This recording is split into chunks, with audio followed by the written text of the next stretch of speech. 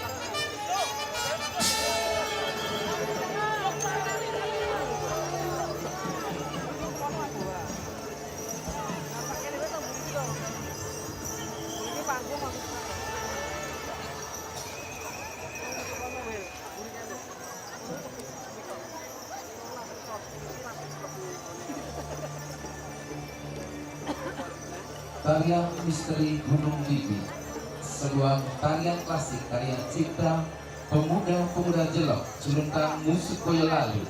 Tarian ini menceritakan tentang sebuah perjuangan pemuda-pemuda desa Jelok dalam rangka menjaga kelestarian hutan Gunung Bibi.